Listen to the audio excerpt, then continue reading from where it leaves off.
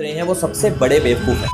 उनको लगता है कि उन्होंने पता नहीं क्या अचीव कर लिया है, जबकि वो कभी ना खत्म होने वाली एक रैट रेस में फंस चुके हैं। सोचो आपने 1 करोड़ रुपए का फ्लैट लिया है जिस पर आपने 20 लाख रुपए की डाउन पेमेंट दे दी और 80 लाख रुपए आपने बैंक से लोन ले लिया है 20 साल के लिए 8% रेट ऑफ इंटरेस्ट। आपकी ईएमआई बनेगी 67,000 रुपीज। 20 साल तक जो आप टोटल पेमेंट बैंक को कर चुके होंगे वो होगी 1 करोड़ 60 लाख रुपए, जिसमें से 80 लाख तो सिर्फ इंटरेस्ट ही है। और 20 साल के बाद क्या लगता है कि आपके फ्लैट की वैल्यू क्या हो जाएगी? ज्यादा से ज्यादा आप अगर 4% का सीएजीआर भी लगा दो तब भी आपके फ्लैट की वैल्यू 1 करोड़ से 2 करोड़ 20 लाख रुपए ही होगी, क्योंकि फ्लैट की वैल्यू कम बढ़ती है जबकि प्लॉट की वैल्यू ज्यादा बढ़ती है। अब 1 करोड़ 60 लाख रुपए आपने बैंक को दे दिए और 2 करोड़ 20 लाख रुपए का आपको घर मिल गया। मान लो 60 लाख रुपए का नोशनल प्रॉफिट या फिर अनरियलाइज्ड प्रॉफिट हो गया।